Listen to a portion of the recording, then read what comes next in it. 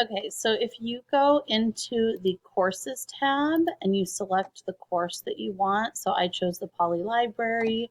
If you go here to people, what you can do is you can add a group set. So like you can see I have a book club group and a leadership group.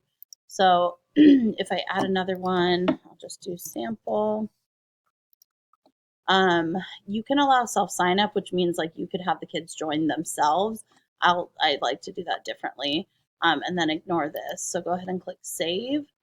And then all you have to do is search for the student and then just add them to the group.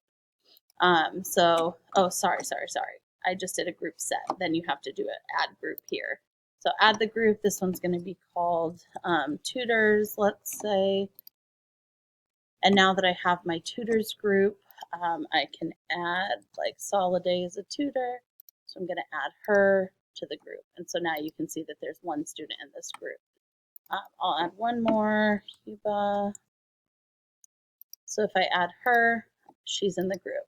So now when I go to send an email, I'm going to select the course, which was the Poly Library.